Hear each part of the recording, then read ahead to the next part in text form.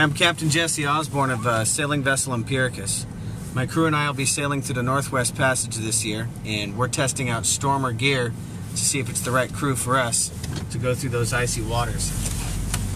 Trying to make as realistic scenarios as possible. I've been up since yesterday at about 3 o'clock. It's 11 o'clock today. I caught a couple hours sleep on the airplane in the seated position. So this is very realistic for sleep deprivation and things like that that you encounter when you're sailing in extreme conditions. So we're going to go down to the harbor, which is a nice, safe, controlled environment where we'll encounter exact same water temperatures as we would out at sea. And it's nighttime, but there's no time like the present. This is the sailing vessel Snake. Isaac and I watched this boat throughout the winter. We're also doing some work on the fuel tanks inside in exchange for a ham radio that we'll be using on our trip. So we got a fair amount of wind down here in the harbor, and basically when you're working on a sailboat, of course it's never like this when you're sailing. The boat's heeled over, there's a lot of things going on. The boom is sweeping the deck, you're always crouched. So going around the boat, I noticed right away that this stuff is extremely flexible. I don't feel like the seams are being stretched or anything at all. Also, drop to your knees a lot. On your knees, the impact is like next to nothing. And it seems that there's anti-chafe material on the knees here. And we'll see how well that wears. I can't replicate that tonight. Moving around the rigging and doing things. I'm liking it so far. Very flexible. Seems really tough. And there's also not a lot of things out there. You'll be like this. You're bracing yourself or pushing off of things when you're at sea and when you're sailing. So it's very trim, very streamlined. Okay, so if I was working on the boat and I went overboard, setting the man overboard scenario aside and what would probably be done, we'll leave that alone. What we're going to concentrate on is the usefulness of the suit, how it protects me, how it keeps me warm, and for how long. But another thing I'm very interested in is, once I get completely cold, will it warm me back up? One of the things that happens is you work very hard and you get sweaty inside of your clothes, and then you stop motion because your sails are reefed or things like this, and your activity level drops down. But you still have to maintain the helm for a period of time. That's when you can get the chills, and that's when things start getting dangerous. So if I was working, the common way to lose footing would be reaching for something, the boat moves, it's not there, and I go.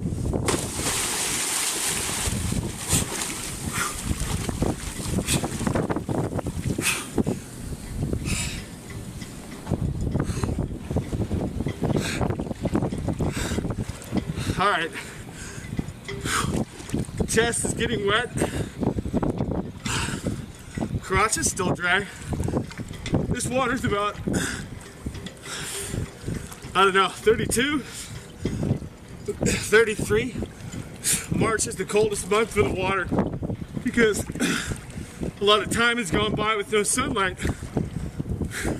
Let's swim.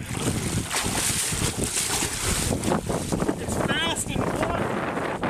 Fast to swim. It's very nice.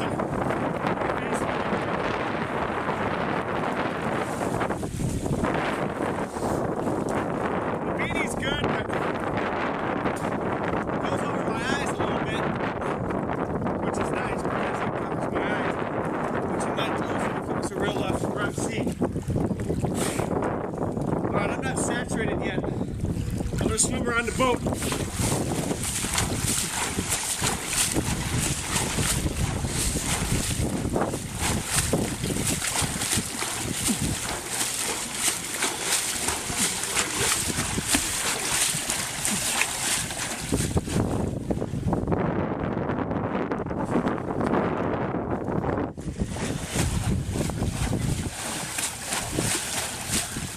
Okay, as I swim hard, I notice that some water is forced into the arm cuffs.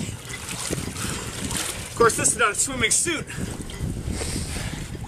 but it is fast in the water. But you can see I filled the arm cuffs up, but I believe that's because the wrist seals don't fit my wrist just perfectly. A suggestion would be, at this point, like a dive suit, make it so the wrist seals are trimmable to the wearer. That way you get a perfect wrist seal. I don't have very big wrists, so that's an issue for me. The gloves, on the other hand, when I was swimming, began to inflate with water. But one thing I'm noticing is that they're drained already.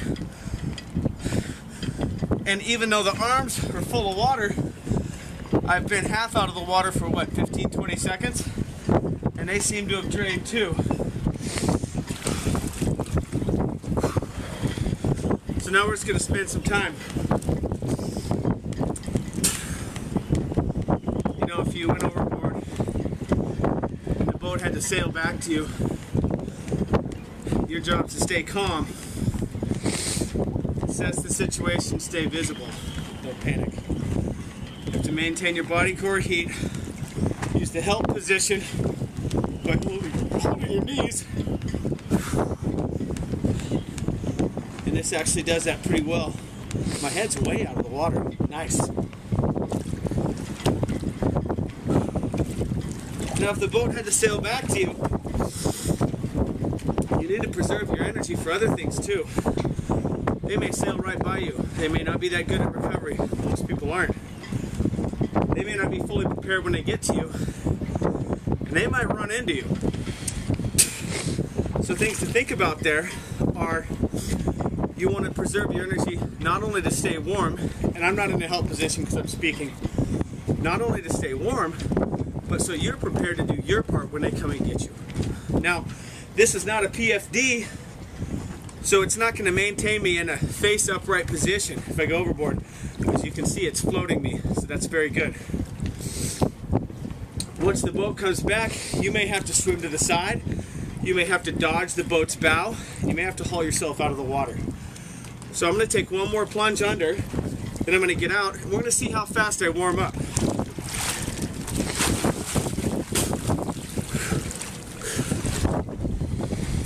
As you can see, when I was floating there, my jacket was full of water completely.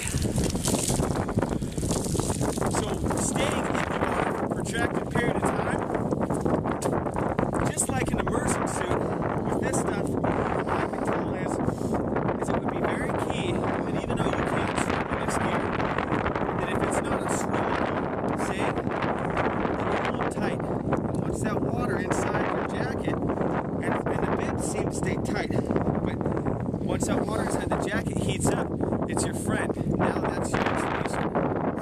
Let's take a walk and warm up. Nothing real heavy duty. Bring your water out. But what I don't want to do is I don't want to jump up and down and heat myself up.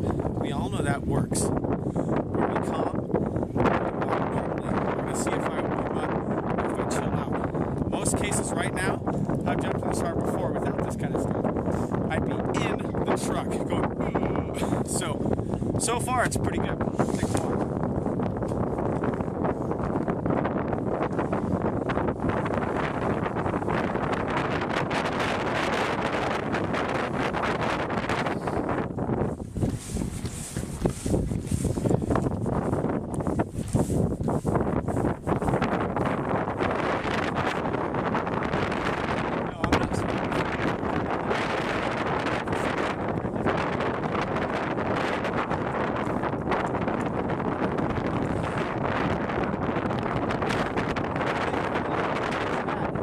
Just full of water, but my ears are covered very well with breath.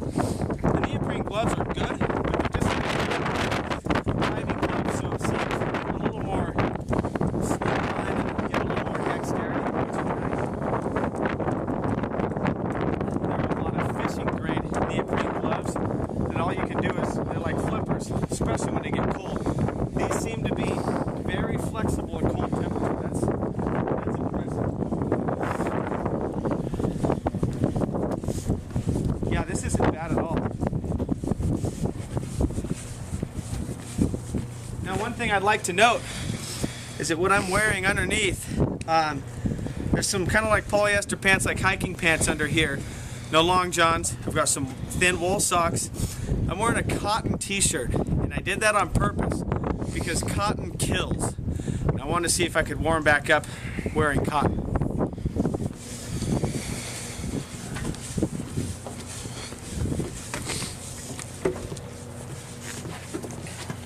At this point, I don't feel a lot different than diving in a wetsuit and getting out of the water, or diving in a leaky dry suit and getting out of the water.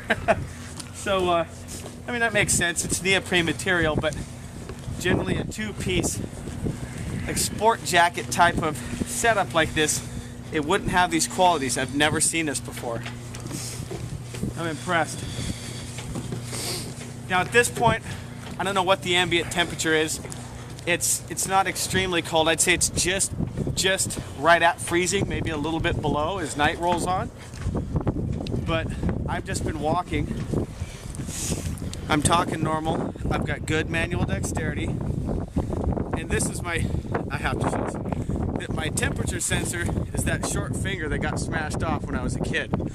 That's the first thing to get cold, and it turns white. And right now it's the same color as the rest of my fingers. So I'm pretty well sold on the insulation value of this. Obviously, if that was a real scenario and I was rescued from the water, I probably wouldn't be hanging out on deck in these kind of temperatures. I'd be down below getting dried up by now, hopefully. But what that showed me is that I could stay in the water for quite some time, even in extreme climate, and at the very least have an outstanding increase in survival potential as opposed to wearing traditional gear. Traditional rain gear is excellent for breaking the wind. It's very durable, it's very tough, you can clean it easily, it wears well, and it's available all over the place. But what it doesn't do is keep you warm once you get wet inside. It will while you're working, because it's kind of like a steam suit at that point. But if you get wet all the way through in Grundens or Helly Hansen or anything like that, you better be getting some dry clothes on, or you better be working, and I mean working, to burn BTUs. And once you stop, you're going to get cold. And my fingers are a little bit chilly. Other than that, I feel pretty good. I'm not even shivering. And if we turn the camera around, Isaac, who's perfectly dry, here, show yourself, is actually shivering pretty good. And he's wearing a Pacifico jacket. Yeah, your hands are shaking a little bit. It's time to get you in the truck. And I'm the one that's been in the water. That ain't about me, that's about the gear, so impressive. All right, let's go.